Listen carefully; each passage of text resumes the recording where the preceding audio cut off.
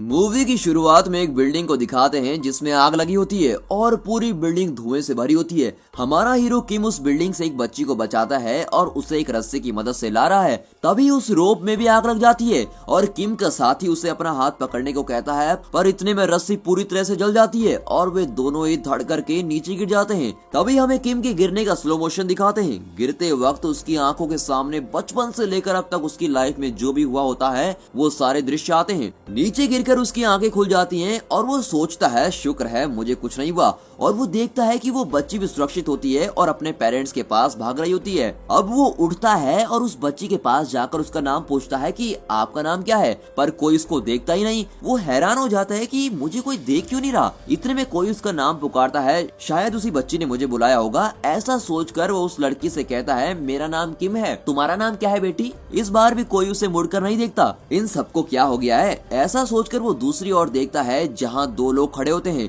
उनमें से एक है हाय जो ऊंचे कद का आदमी है और उसने कोट पहना होता है। दूसरी ओर एक लड़की है जो दिखने में बहुत ही क्यूट है और जिसका नाम है ली, और यहाँ ली ने ही किम को पुकारा होता है। उसे देखकर किम कहता है कि वहाँ क्यों खड़े हो तुम लोग, दिखता नहीं हर जगह आग लगी है, तुम्हारे सर पर कुछ गिर गया तो। एक तरफ किम ये सब कह रहा होता है और दूसरी ओर दिखाते हैं कि किम के सारे साथी वहाँ दुर्घटना में मरे हुए अपने साथी को घेर कर मातम मना रहे हैं, और वो मरा हुआ आदमी और कोई नहीं वो किम ही होता है। ये देखकर किम चौंक जाता है, पर हे और ली ऐसे खड़े होते हैं जैसे उन्हें इन सबसे कोई फर्क ही नहीं पड़ता। तभी ली कहती है कि हम कुल मिलाकर 3 लोग हैं। मरने के बाद जब तुम परलोक पहुंचोगे तब वहाँ 49 दिन तुम पर 7 केसेस चलेंगे और उन 7 केसेस में हम तीनों तुमको बचाएंगे और तुम्हें पुनर्जीवन दिलाएंगे। ये सब हम इसलिए कर रहे हैं क्योंकि तुम एक पैरागन हो जो दूसरों की जान बचाने के लिए अपनी जान से खेलता है। ऐसी घटना 420 साल बाद अभी घटी है, तो हम हैं तुम्हारे गार्डियंस। इतने में है कहता है, मैं असिस्टेंट सिक्योरिटी स्पेशलिस्ट हूँ। अपना इंट्रोडक्शन के बाद वो किम से कहता है, तुम कंफ्यूज हो गए ना कि तीसरा आदमी कौन है। वो तीसरा आदमी है कैप्टन गैंगरिम। वो तुम्हारे क्रियाक्रम के लिए गए हैं, पर जहाँ तक मुझे पता है वो खाने के लिए गए होंगे। इस तरह वो मजाक कर रहा होता है। फिर दिखाते हैं कि आसमान से साइक्लोन जैसा कुछ आता है जो किम को खींच ले जाता है। तभी किम रियलाइज करता है कि अब वो बिल्कुल मर चुका है और उसकी आत्मा ऊपर जा रही होती है। फिर भी उसे विश्वास नहीं होता। वो चिल्लाने लगता है कि मैं अपनी माँ को देखना चाहता हूँ, उससे अभी बात करना चाहता हूँ, पर वो साइक्लोन उसको खींच कर ऊपर ले जा रहा होता है। कट करके गैंगरिम को दिखाते हैं जो गार्डियंस का कैप्टन है। जैसा है ने कहा था बिल्कुल उसी तरह गैंगरिम खाना खा रहा होता है। लगता है उसे खाना अच्छा नहीं लगा इसलिए वो थोड़ा खाकर उठ जाता है। तभी वो किम की माँ को देखता है। किम का भाई सुयोंग उसकी माँ के पास जाता है और माँ से कहता है कि चलो माँ हमारे जाने का वक्त हो गया है। कट करके दिखाते हैं कि किम परलोक पहुंच चुका है और वहाँ गेट ऑफ आफ्टर लाइफ यानी परलोक का गेट के बाहर खड़ा है। वहाँ मरे हुए लाखों लोगों की भीड़ लगी भी होती है। तभी ली अनाउंस करती है कि ये देखो पैरागन आया है, सब साइड को हो जाओ और उसे आने दो। तभी वहाँ गैंगरिम भी आ जाता है। फिर ली एक पर्ची उठाती है और वहाँ रखी एक मूर्ति के मुंह में डालती है। जैसे ही पर्ची अंदर जाती है उस गेट पर एक बड़ा सिंबल नजर आता है। इसे देखकर ली खुशी से उछलने लगती है और किम से कहती है, तुम जरूर 49 दिन चलने वाले 7 केसेस में पास हो जाओगे। और फिर पहले केस की सुनवाई के लिए उस गेट से अंदर जाते हैं। कट करके दिखाते हैं अंदर एक बड़ा ब्रिज है। ब्रिज के दोनों ओर ज्वालामुखी का लावा फैला हुआ होता है। अगर जरा भी बैलेंस मिस हो गया तो लावा के अंदर गिरकर राख होना पड़ेगा। तीनों उस ब्रिज पर चलकर जा रहे होते हैं। तभी हे किम से पूछता है, तुम ठीक से सोचकर बताओ, तुमने कभी किसी का खून तो नहीं किया, फिर हमें इस हेल ऑफ मर्डर यानी कत्ल के नर्क में क्यों लाया गया है। किम कहता है कि उसने ऐसा कुछ भी नहीं किया। इतने में ली कहती है, पर यहाँ तो उसी को लाया जाता है जिसने किसी का खून किया हो। अब गैंगरिम एक्सप्लेन करता है कि कुल मिलाकर 7 पाप होते हैं और इन्हीं 7 पापों का हिसाब गेट के अंदर किया जाता है। कौन सा केस पहले आएगा ये कोई नहीं जानता। ये सिर्फ कोइंसिडेंस की बात है कि किम को पहले कत्ल के नर्क में लाया गया है। तभी किम कहता है कि मैंने तो कीड़े मकोड़ों तक को कभी कोई नुकसान नहीं पहुंचाया है। इतने में गैंगरिम कहता है, खून का मतलब ये नहीं कि तुम डायरेक्ट किसी को मार डालो। अगर तुम्हारे किसी भी काम से किसी की जान गई हो तो वो भी खून ही माना जाएगा। तभी ली आंखें बंद करके किम के सारे कर्मों को स्कैन करके देखती है। अभी पता चल जाएगा कि तुमने किसी का खून किया है या नहीं।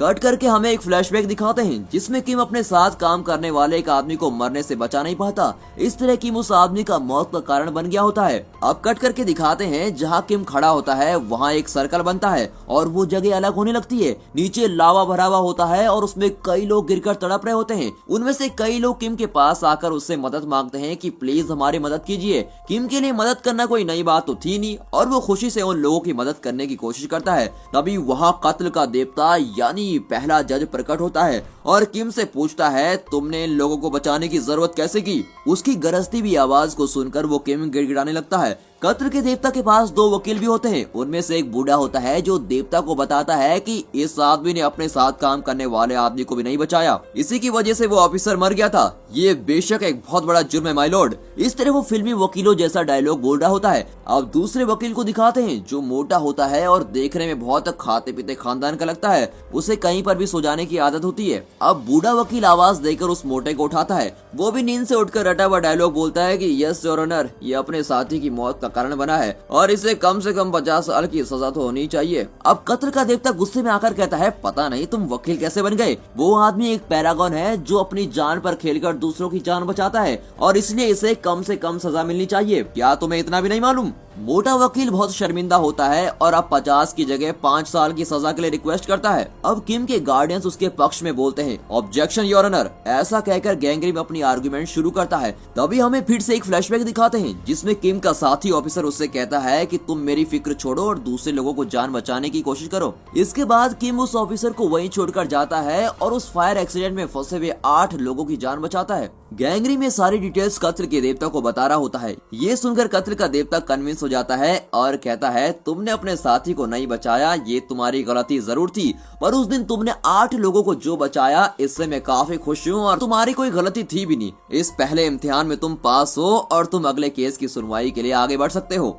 अब कट करके दिखाते हैं कि किम और उसके गार्डियंस अगले केस के लिए दूसरे देवता के पास जा रहे होते हैं। तभी ली कहती है अगले केस में तो तुम बहुत आसानी से पास हो जाओगे क्योंकि अब हम जिनके पास जा रहे हैं वो हैं आलसी लोगों को सजा देने वाली देवी। पर तुम तो अपनी ड्यूटी के लिए हमेशा बहुत दौड़ भाग करने वाले आदमी हो, इसलिए तुम इस इम्तिहान में आसानी से पास हो जाओगे और कोई दिक्कत भी नहीं होगी। एक्चुअली तुम हमारे 48वें पैरागन हो। अगर हम तीनों ने 49 पैरागन को पुनर्जीवन दिलवा दिया तो हमें भी पुनर्जीवन मिल जाएगा। ली की इन्हीं बातों के बीच वो लोग अगले देवता के गेट पर पहुंच जाते हैं। अंदर जाकर किम के गार्डियंस उसकी खूब प्रशंसा करते हैं कि किम ने सभी की मदद की है, उसने अपने बारे में नहीं सोचा, वो हमेशा दूसरों की भलाई करता है, अपनी ड्यूटी में भी खूब मेहनत करता है, एटसेट्रा एक्स्ट्रा बोलते रहते हैं। ये सारी बातें सुनकर वहाँ की देवी कहती है तुम्हें कोई सजा नहीं मिलेगी, तुम जैसा अच्छा और मेहनती आदमी मैंने आज तक नहीं देखा, तुम्हारी तो यहाँ एक मूर्ति खड़ी करनी चाहिए। देवी शायद कुछ ज्यादा इम्प्रेस हो गई होती है। फिर वो किम से पूछती है तुमने ये सब क्यों किया? अब किम तो दूध का धुला हुआ है और सच के सिवा उसको कुछ बोलना आता नहीं। वो कहता है कि मैंने ये सब पैसों के लिए किया था। बस फिर क्या? गार्डियंस की सारी मेहनत पर पानी फिर गया होता है।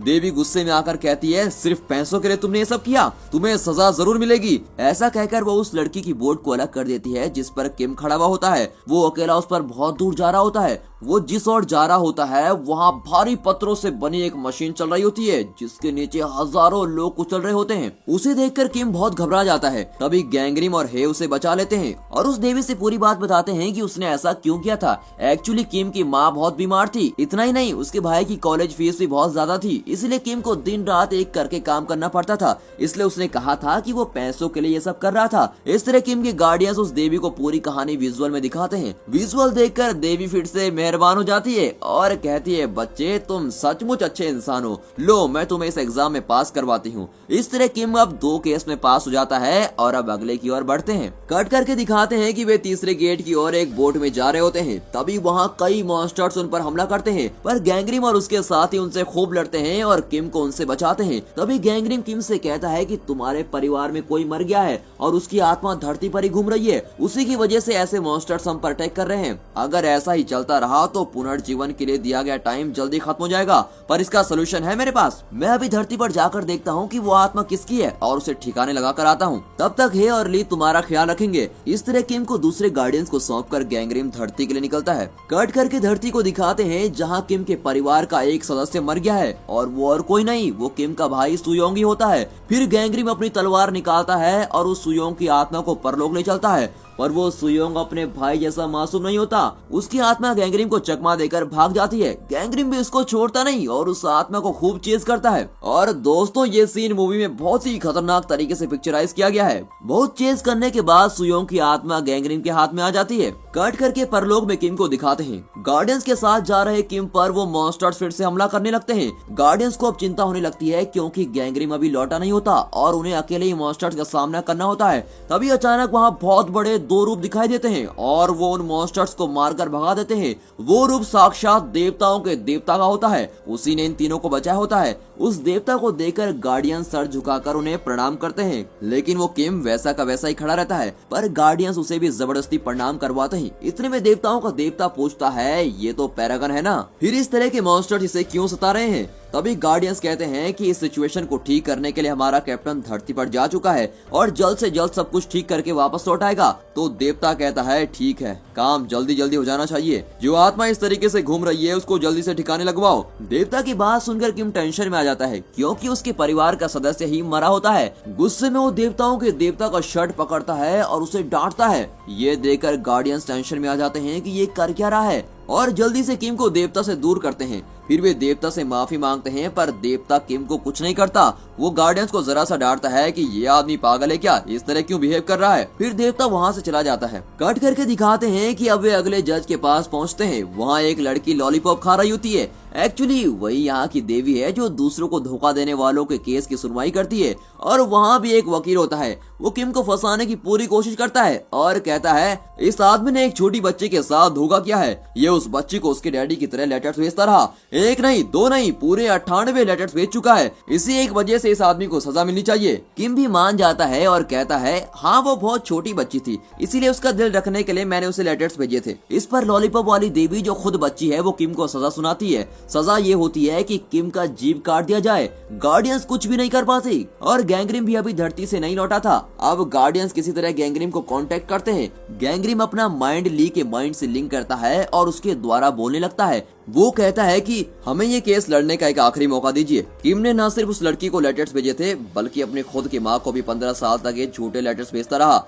उन लेटर्स को पढ़ते पढ़ते इसकी माँ, जिसे डॉक्टर्स भी जवाब दे चुके थे, वो बिल्कुल ठीक हो गई थी और घर से दूर रहकर भी ये अपनी माँ को खुश रखने के लिए उन्हें झूठे लेटर्स लिखता रहा कि माँ मैं बहुत खुश हूँ, मेरी शादी हो चुकी है और मैं बहुत अच्छी जिंदगी जी रहा हूँ। ये सब पढ़कर इसकी माँ बहुत खुश हो गई थी। बिल्कुल इसी तरह का असर उस छोटी बच्ची पर भी था जिसको इसने लेटर्स लिखे थे। अपने पापा के मर जाने के बाद वो बहुत दुखी थी। इसके लेटर्स पढ़कर वो बहुत खुश होती थी और अपने दुख से बाहर आ गई थी। इसी तरह से गैंग्रिम किम की पूरी सच्चाई बताता है। सारी सच्चाई सुनकर लॉलीपॉप देवी कहती है, किम तुम सच में बहुत भले मानुस हो, तुम्हें अभी यहाँ से पास करवाती हूँ और तुम अगले केस की तरफ बढ़ सकते हो। कट करके एक जंगल को दिखाते हैं जहाँ तीनों चल रहे हैं। तभी वहाँ गैंग्रिम पहुँचता है और किम से कहता है, मैंने तुम्हारी माँ को देखा और वो बिल्कुल ठीक है, तुम्हारा भाई भी बिल्कुल ठीक है। ये सुनकर किम खुश हो जाता है कि चलो भाई शुक्र है मेरे परिवार में किसी को कुछ नहीं हुआ। तभी गैंग्रिम दोनों गार्डियन से कहता है कि सुयोंग मर गया है, पर ध्यान रखें कि किसी को इस बात की खबर ना हो। ऐसा कहकर वो फिर से धरती के लिए रवाना हो जाता है।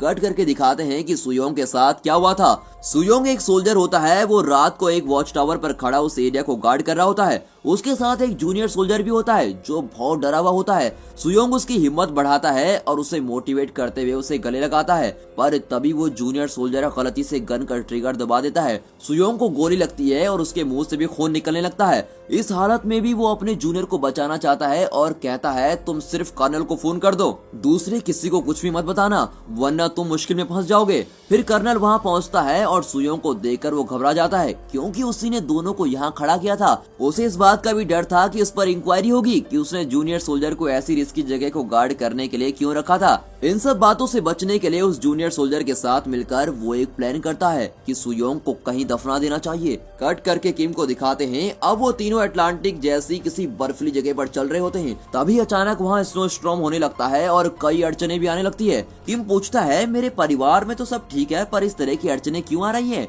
वहाँ एक रोप कार नजर आती है और तीनों उस पर चढ़ जाते हैं। कट करके फ्लैशबैक में सुयोंग को दिखाते हैं। वो मरा नहीं, अभी भी जिंदा होता है, पर कर्नल और जूनियर सोल्जर ये नहीं जानते कि वो जिंदा ही है और उसको दफना देते हैं। फिर वे उसकी माँ के पास जाते हैं और कहते हैं कि आपका बेटा कहीं भाग गया है, आर्मी में ज्वाइन करने के बाद न जाने वो कहाँ भाग गया। इस तरह झूठ पे झूठ बोलकर वो उसकी माँ को दुखी कर रहे होते हैं। ये फ्लैशबैक देखकर गैंग्रिम को भी अपना फ्लैशबैक दिखने लगता है। बिल्कुल इसी तरह गैंग्रिम के पिता भी किसी युद्ध में लाशों के बीच जिंदा गड़ गए थे। उनकी इस तरह की मौत से गैंग्रिम की माँ भी बहुत रोई हुई होती है। कट करके हेल ऑफ इनजस्टिस यानी अन्याय के नर्क को दिखाते हैं। यहाँ उन लोगों को सजा दी जाती है जो अपने स्वार्थ के लिए दूसरों को धोखा देते हैं। ऐसे लोगों को यहाँ एक कांच के बॉक्स में बंद करके फ्रीज कर देते हैं और उन्हें बहुत टॉर्चर किया जाता है। ये सारी डिटेल्स ली बता रही होती है। कट करके अगले सीन में तीनों को एक रोप कार में जाते हुए दिखाते हैं। तभी न जाने है कि ख्यालों में खो जाता है और वो किम को बता देता है कि उसका भाई मर चुका है। ये सुनकर किम चौंक जाता है। उसी वक्त उस रोप कार का रोप कट जाता है और कार एक तरफ से लटक जाती है। अपना किम तो फायर फाइटर है, वो बड़ी खूबी से खुद को और अपने गार्डियंस को बचा लेता है। अब वो ठान लेता है कि वो पुनर्जीवन पाकर ही रहेगा। कट करके दिखाते हैं कि अब गैंगरिम उस जगह पर खड़ा होता है जहां सुयोंग को दफनाया गया था। तभी हे आता है और पूछता है कि आप यहाँ क्या कर रहे हैं? उस आत्मा को मिटाना ही तो आपका काम है, पर यहाँ बेकार वक्त क्यों बर्बाद कर रहे हैं? उसका गुस्सा देखकर गैंगरिम भी गुस्से में आ जाता है और फिर दोनों में झगड़ा हो जाता है। गैंगरिम चिल्लाता है कि यहाँ मैं सीनियर हूँ या तुम्हें मेरे ऑर्डर्स मानने पड़ेंगे। मुझसे सवाल करने का तुम्हें कोई हक नहीं। अपना काम मैं अच्छी तरह जानता हूँ और तुम अब जाओ और अपना काम संभालो।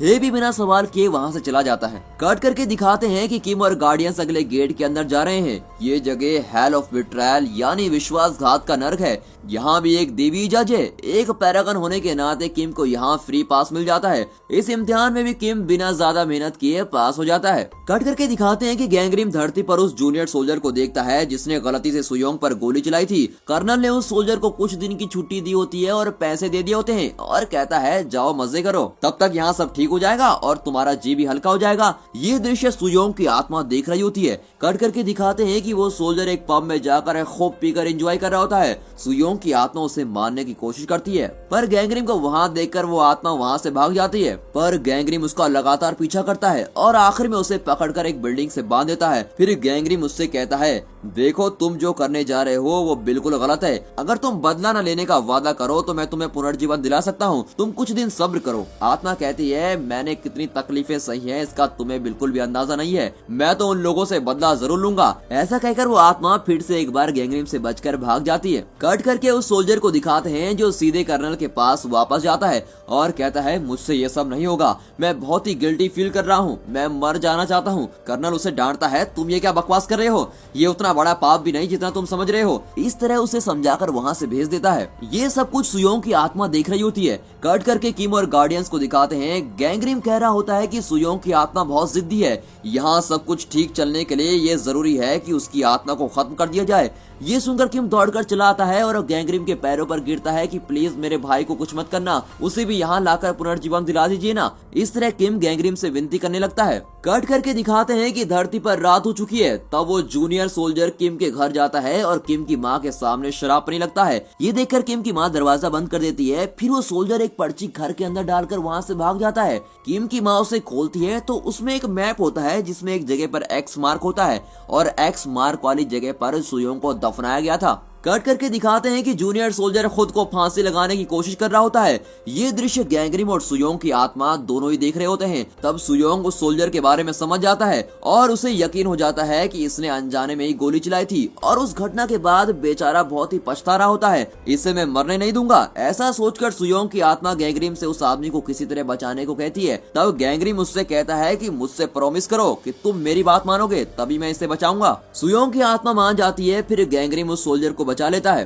कट करके दिखाते हैं कि किम को हेल ऑफ आइसलैंड आया गया है। यहाँ पत्थर के दो रूप खूब लड़ रहे होते हैं। उनमें से एक पत्थर बड़ा है और दूसरा छोटा है। बड़ा पत्थर छोटे पत्थर को खूब पीट रहा होता है। इस दृश्य का मतलब ये है कि बचपन में किम ने अपने छोटे भाई को खूब पीटा होता है। तब उसकी माँ बहुत बीमार थी। उस वक्त किम ने अपनी माँ की जान लेने की कोशिश भी की थी। सुयोंग ने उसे रोकने की कोशिश की होती है और इसी वजह से किम ने सुयोंग को खूब पीटा होता है। भाई को खूब पीटकर किम घर छोड़कर भाग गया होता है। ये सब जानने के बाद हेल ऑफ आइसलैंड का देवता कहता है इसको तो सजा जरूर मिलनी चाहिए। फिर किम को सजा के लिए तैयार किया जाता है। अब ली गैंगरिम से मदद मांगती है और गैंगरिम फिर से उसके माइंड से लिंक करता है और ली के माध्यम से बोलने लगता है। वो कहता है कि यह हमारा लास्ट गेट नहीं है, इसके आगे भी एक गेट है जिसे हमें पार करना है। इन इल्जामों का हिसाब किताब हम उस 7वें आखिरी गेट पर कर लेंगे। देवता गैंगरिम की यह बात मान जाता है और कहता है कि अगर उस आखिरी गेट पर ये सारे इल्जाम सही साबित हुए तो किम की सजा दुगनी हो जाएगी और यही नहीं, तुम तीनों को भी कभी पुनर्जीवन नहीं मिलेगा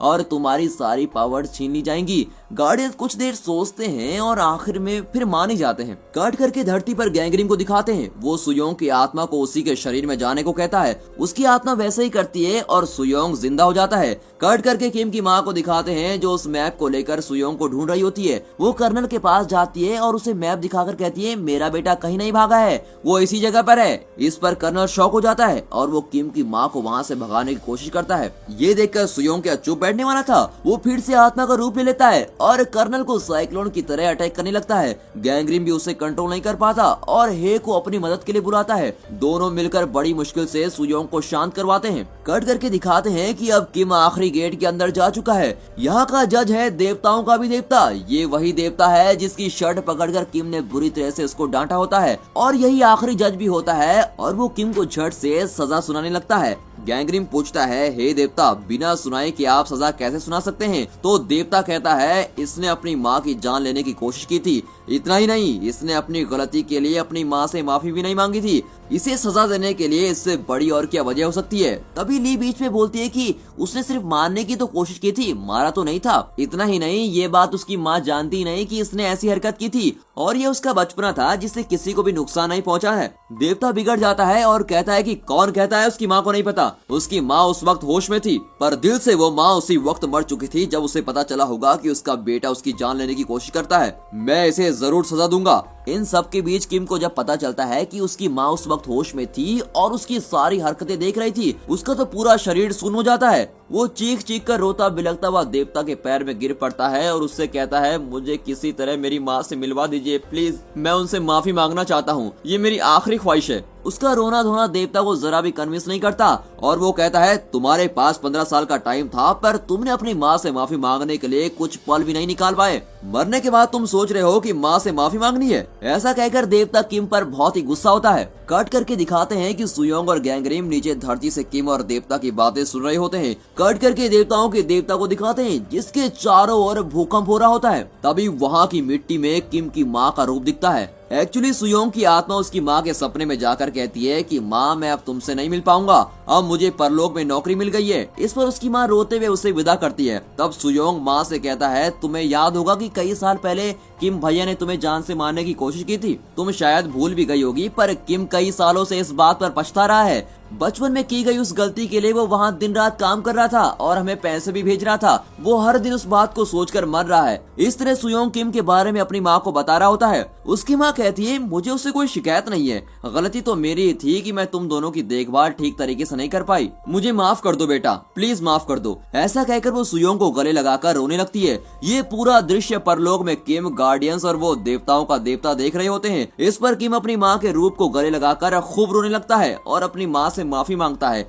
ये देखकर वहाँ सबकी आंखें भर जाती हैं और वहाँ खड़े वकील तो फूट फूट कर रोने लगता है। आखिर में देवताओं का देवता उस कागज को फाड़ देता है जिसमें किम की सजा लिखी हुई होती है और वो कहता है कि जब तुम्हारी माँ ही तुम्हें माफ कर चुकी है तो हम तुम्हें कैसे सजा दे सकते हैं, और फिर तुमने सच्चे दिल से माफी मांगी है और तुम्हारी माँ ने भी तुम्हें सच्चे दिल से माफ कर दिया है, इसलिए मैं तुम्हें पुनर्जीवन देता हूँ, तुम सारी परीक्षाएं पास कर चुके हो। और इस तरह किम को पुनर्जीवन मिल जाता है और वो पहले जैसे हो जाता है। फिर किम ली का शुक्र अदा करता है और वहाँ से निकलता है। कट करके धरती पर गैंग्रीन को दिखाते हैं। उसके हाथ में एक टिकट होता है जो कि सुयोंग का टिकट होता है। ये बिल्कुल वैसा ही टिकट होता है जैसा किम के लिए निकला था। ये देखकर हे चौंक जाता है और कहता है इसको भी पैरागन का टिकट देंगे आप? अगर इस सुयोंग को पैरागन के टिकट पे हम परलोक में ले गए तो हमें पहले गेट में भी एंट्री नहीं मिलेगी और हमें वहाँ से बाहर भगा देंगे, और आप हैं कि इसको पैरागन वाला टिकट देना चाहते हैं। इस तरह वो गैंग्रीन की टांग खींचता है। इस पर गैंग्रीन कहता है मैं तुम्हारा सीनियर हूँ, याद है कि नहीं, यहाँ सिर्फ मैं ऑर्डर दे सकता हूँ और तुम्हारा काम है सिर्फ उसे फॉलो करना। इस पर हे बिगड़ कर कहता है ये पहली बार है जब मैं आपको उल्टा जवाब दे रहा हूँ,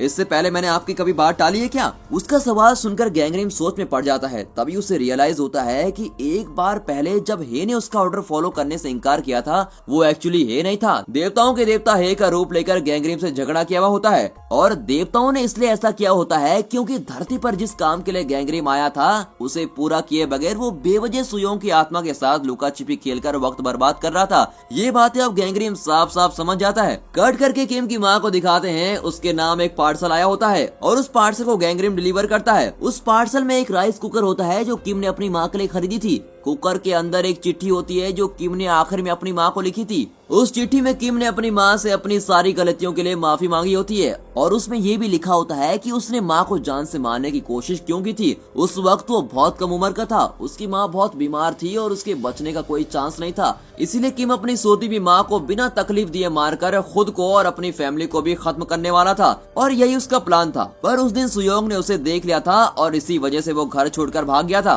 पर वो 15 साल घर से दूर रहकर भी अपनी माँ और भाई का पूरा ख्याल रखता था। उसके लिए बहुत मेहनत करके काम करने लगा और उन्हें पैसे भेजता रहा। इतना ही नहीं, अपनी बीमार माँ को खुश करने के लिए 15 साल तक वो चिट्ठियां भेजता रहा कि वो एक बहुत ही खुशहाल जिंदगी जी रहा है। उसने ये सब भी लिखा होता है कि उसकी शादी हो गई है और वो अपने परिवार के साथ बहुत सुखी है। उसकी चिट्ठियां पढ़कर उसकी माँ को अपने बेटे पर बहुत गर्व होता है। कट करके दिखाते हैं कि गैंगरिम, हे और ली अब अपने 49वें पैरागन यानी सुयोंग को परलोक ले आए हैं और उसे पुनर्जीवन दिलवाने का प्रोसेस शुरू कर रहे हैं। अगर इन तीनों गार्डियंस ने इस पैरागन को पुनर्जीवन दिलवा दिया तो तीनों गार्डियंस खुद भी पुनर्जीवन पाकर मुक्त हो जाएंगे। इस मैसेज के साथ ये मूवी यहाँ पर खत्म होती है। आगे चलकर क्या इन गार्डियंस ने सुयोंग को पुनर्जीवन दिलवाया और गैंगरिम का फ्लैशबैक क्या है, ली और हे का फ्लैशबैक क्या है, ये सब जानने के लिए इस मूवी का सीक्वल देखना जरूरी है। जल्दी हम इसका सीक्वल वीडियो भी लेके आने वाले हैं, इसलिए चैनल को सब्सक्राइब करना ना भूलिए। साथ ही अपने फ्रेंड सर्कल में इस वीडियो को शेयर जरूर कीजिए ताकि वे इस वीडियो और इसके सीक्वल को देखकर एंजॉय कर सकें। And finally thanks for watching.